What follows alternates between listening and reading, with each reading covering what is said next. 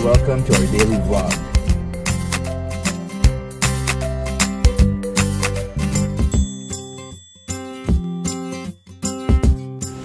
So guys, enjoy watching. Good morning guys! Hindi na ako nakapag-vlog kanina kasi late na rin kaming nagising.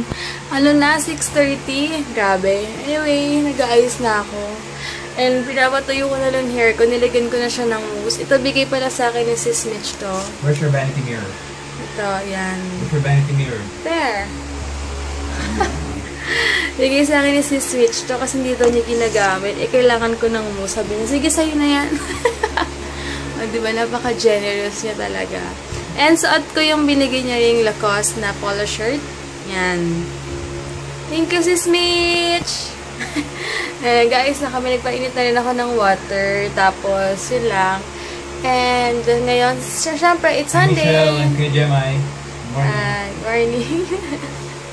And ayun nga, pinapainit ko na lang yung pangkulot ko ng hair. Tapos, magsisimba kami ngayon.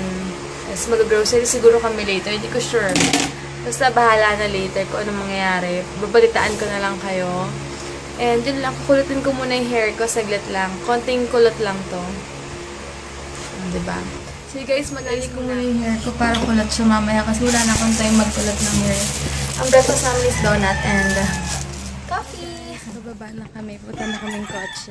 So, on the way na kami ngayon sa church. Si Hines mag-drive ngayon. Yeah, hi guys. On the way to church. Sarap na tulog namin. Yeah.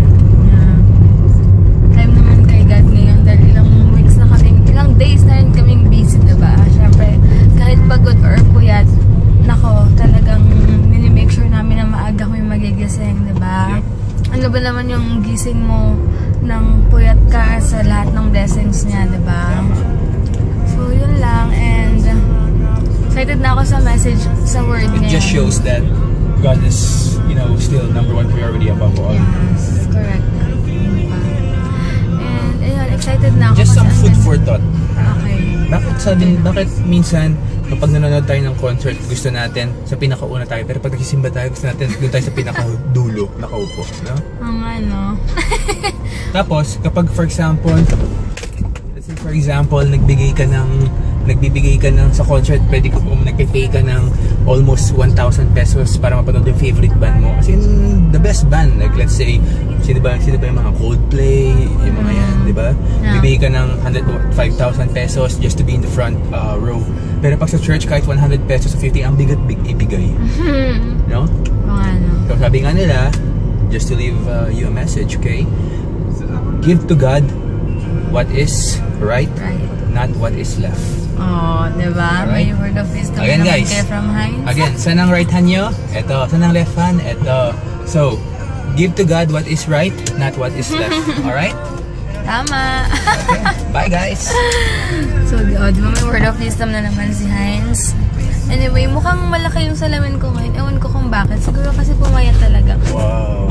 Pumayat yung face ko. Pero, ewan ko lang. Pero, tawag dito, sa ano pala, sa Tuesday, jogging kami sa SM South Mall, siguro. Tapos, hanap kami ng gym bukas. Magpapasama kami kay Kuya Art. Dahil, yung ninong namin tiga dito yun. Siya nakakaalam dito, kaya sana makahanap kami ng gym na medyo affordable. Kasi last time nakita namin, maganda kaya lang may membership fee pa. Tapos, basta medyo pricey siya. Pero, marami daw dito eh, bahala na. So, later na lang guys, nangangalay na ako. Palabas na kami. Sana wag kaming mali.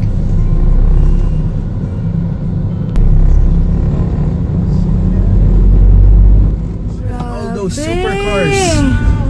Wow. Ang gaganda. Amazing. Ano doon na naman sila. Every Sunday nagbabanding sila dyan, no?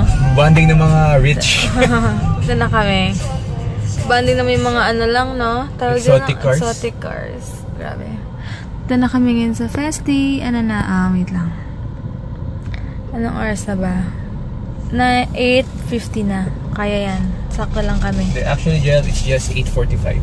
Advance ba? Yes, ma'am. Oh, okay. Ano, terno kami ng color ngayon. Na!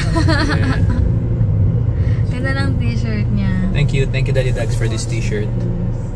Ay! Uy! Sumampa doon! Yung mali! Vios! Yung Vios na sampa dun sa Sumampa. Hindi niya natansya. Buti na lang yung sa likod ng car niya hindi nakatutok sa kanya, kung hindi bangga. Namo, dapat talaga kapag nagdadrive ka, hindi ka Brand kampante. new pa, oh. Hindi ka kampante, lagi Look. nakatutok ka eh. Brand new pa. Babae Wow. yata eh. Inakawan ako ah. Oh, wait lang. Wait lang. Ay, parking. Pa-park muna kami. Oh, clap your hands. Oh, lift me up and shout. Oh, tonight. Wait up for the sound on me. Your love never fails, it never gives up, it never runs out on me. Your love never fails, it never gives up, it never runs out on me.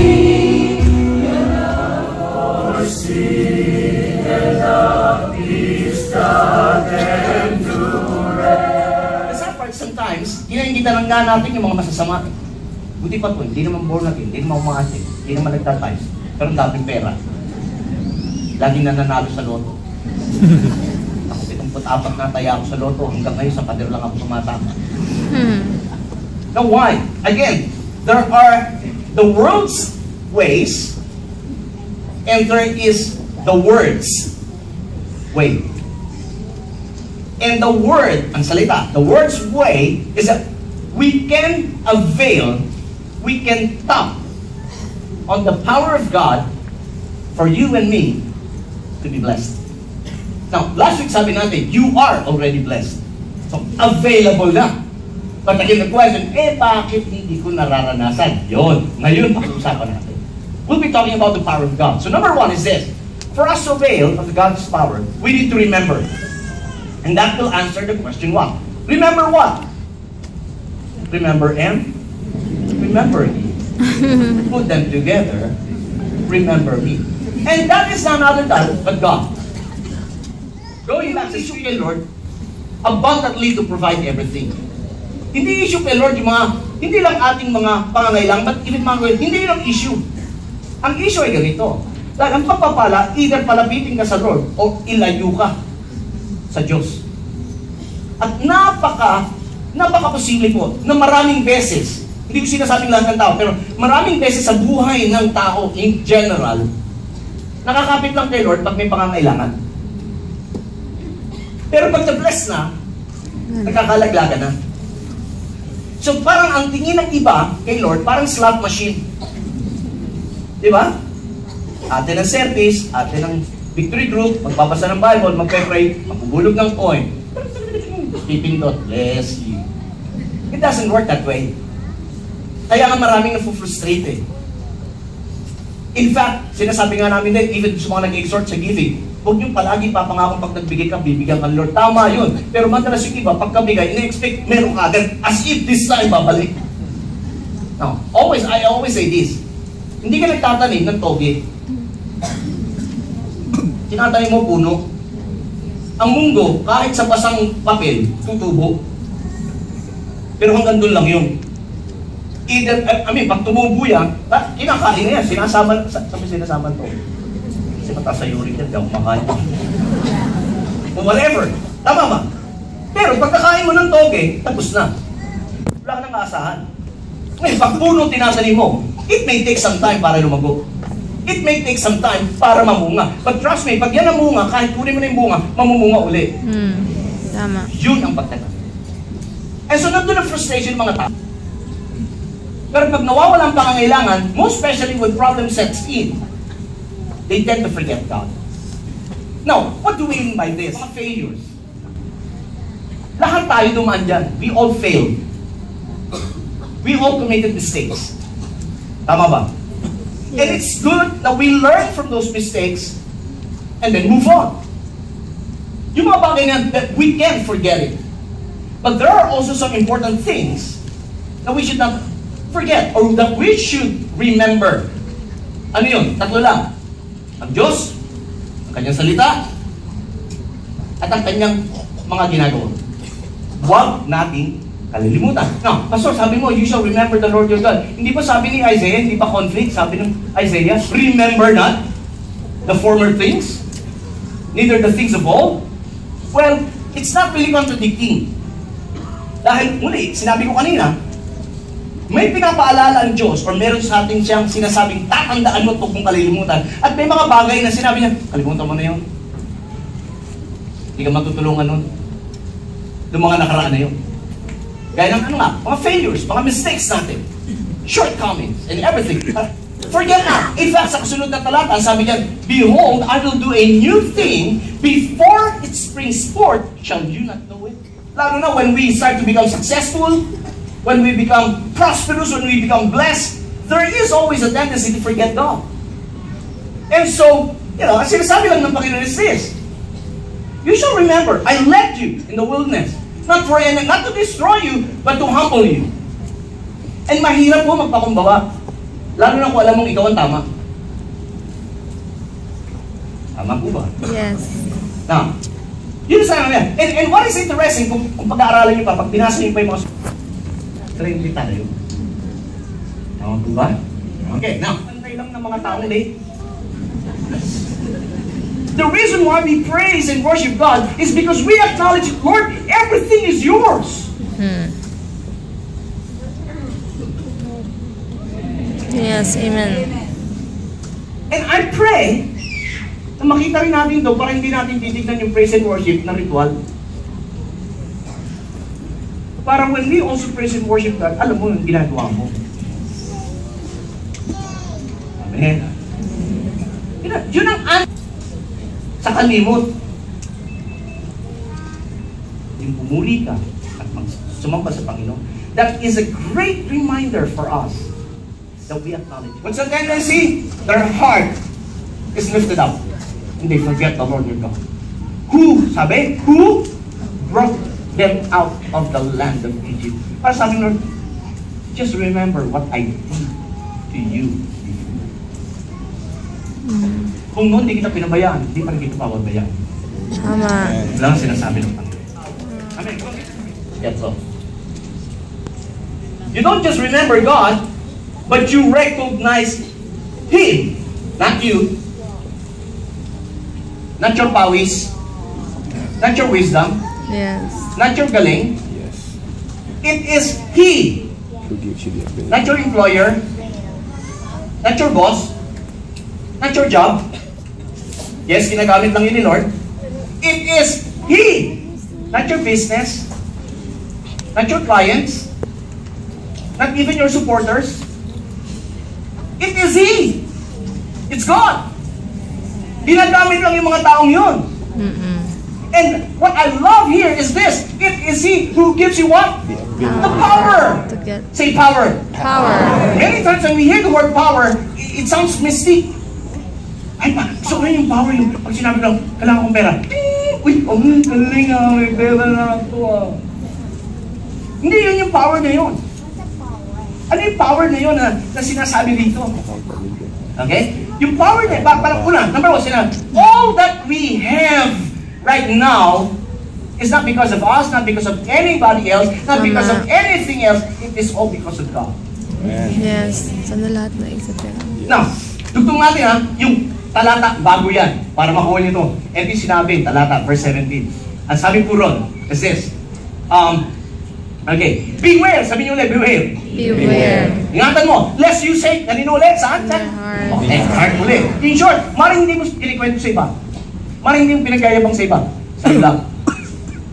Beware, lest you say in your heart, my power and the might of my hand have gotten me. Yun ang ingatan natin.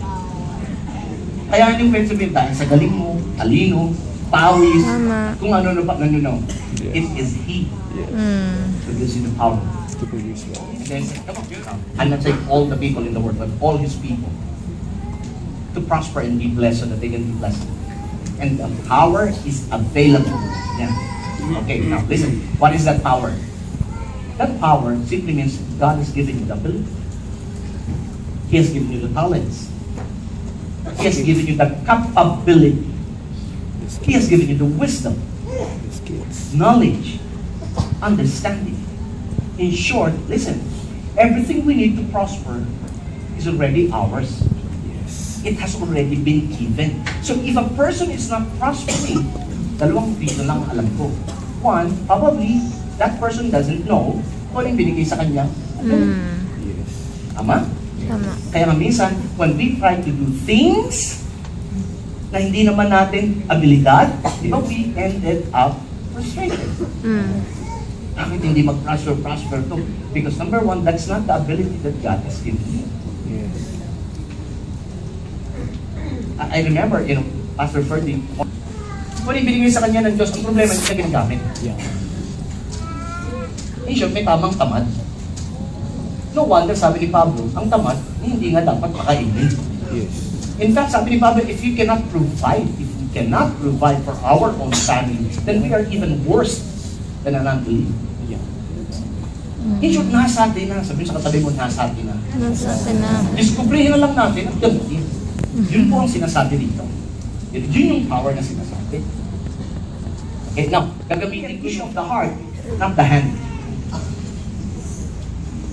Now, si David sabi niya, Lord, everything we give to you, in the first place, Lord, sa'yo namang galing yan eh. Now, remember what the Bible says about tithes? Kaya nga ako, when it comes to tithes, I don't say you give your tithes. You don't give your tithes. You return the Lord's tithe.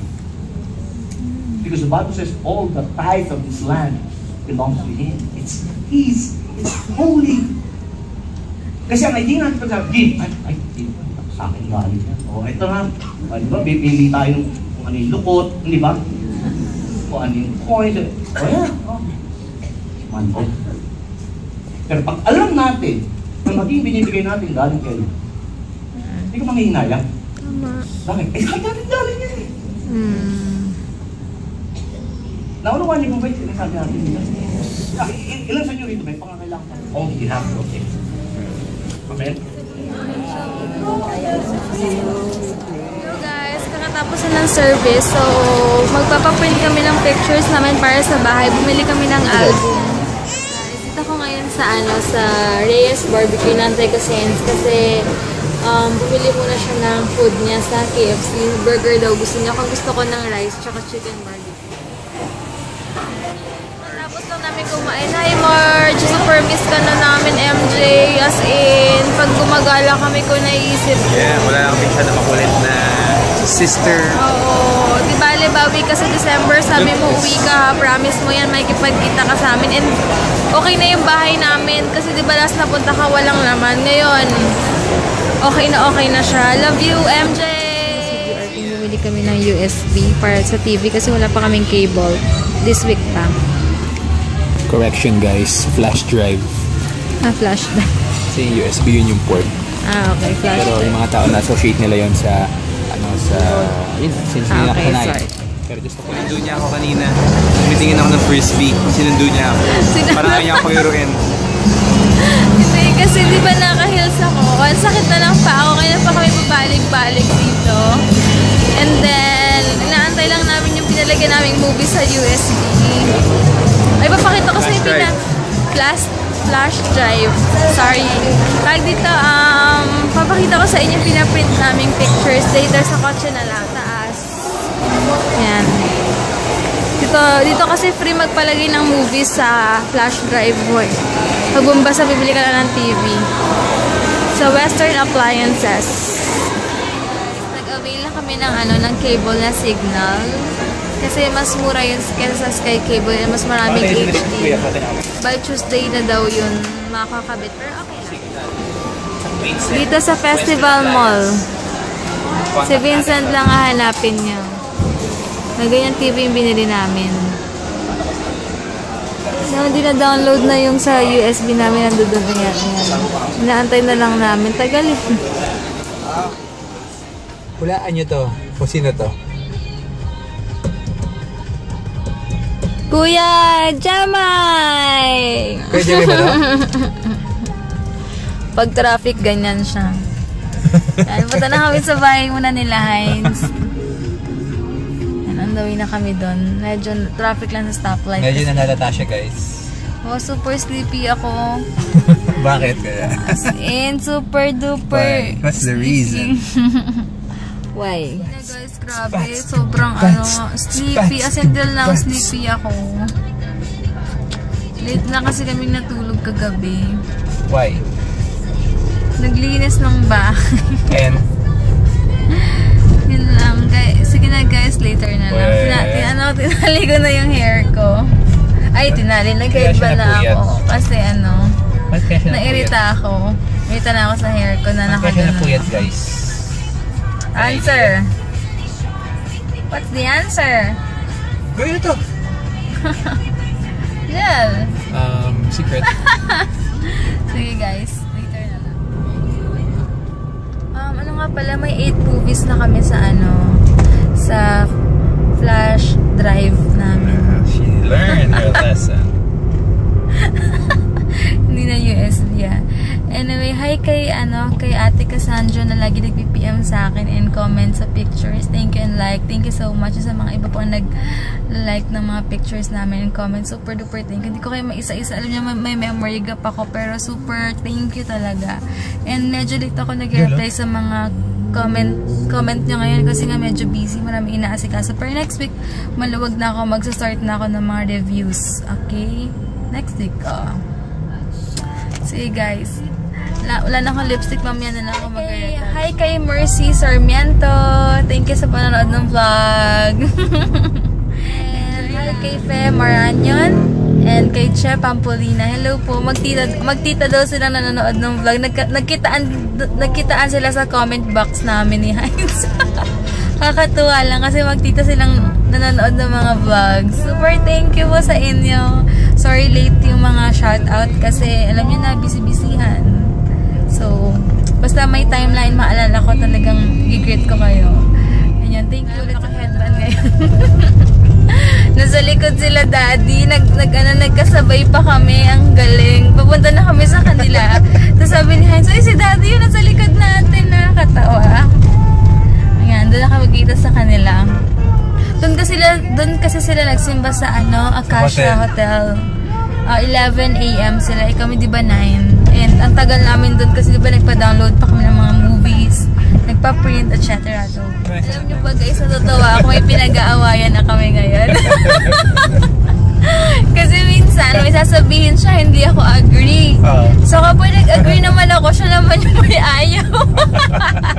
Ang saya. Sample. Halimbawa, sabi niya kasi, meron na kasing service sa Acacia Hotel na 11 din. Sa festival 11 din. Si Pastor Sandy lang yun sa festival, si Pastor Ariel lang sa Acacia. Tapos sabi niya, ano kaya mag-asawa na tayo?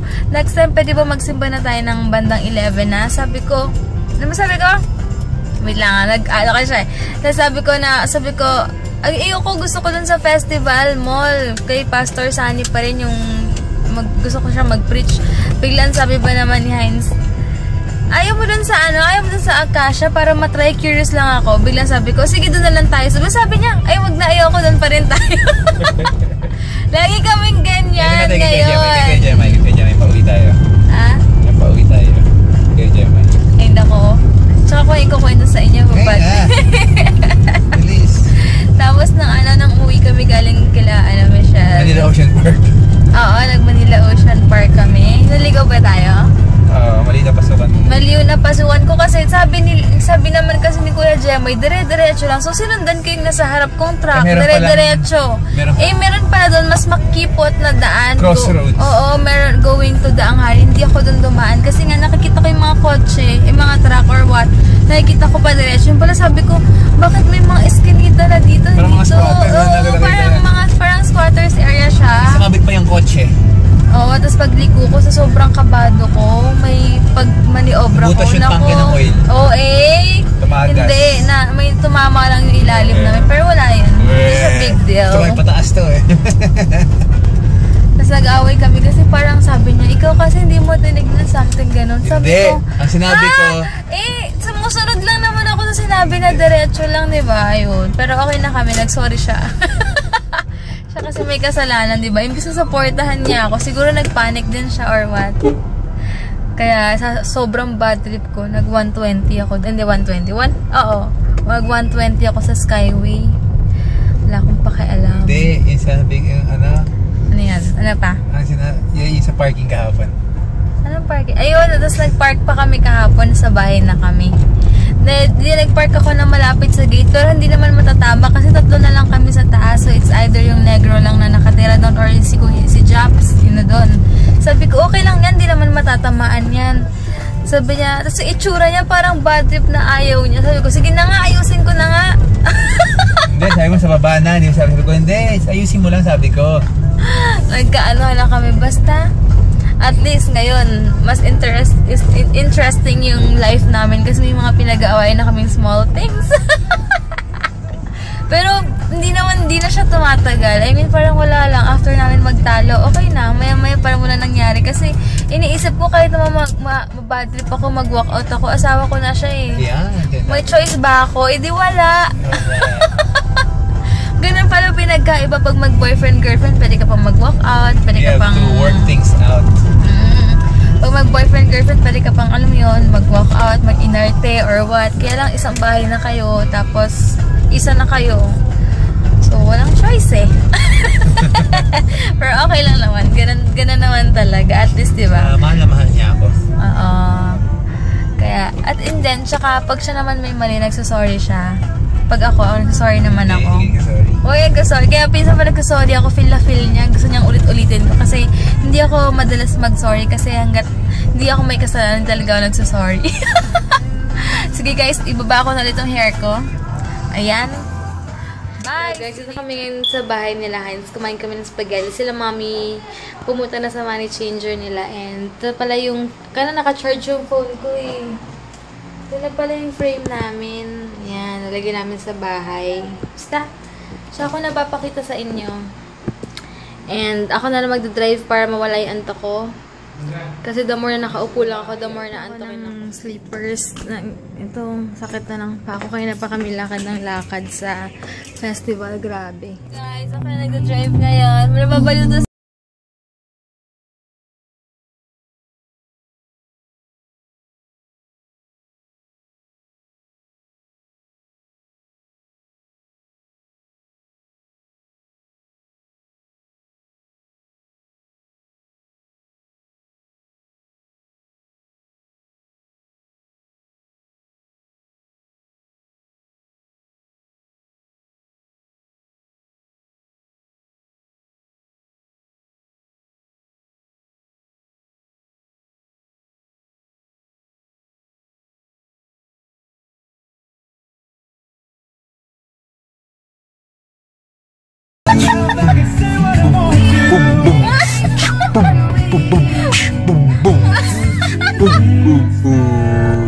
Bye-bye guys. frame namin. Yan.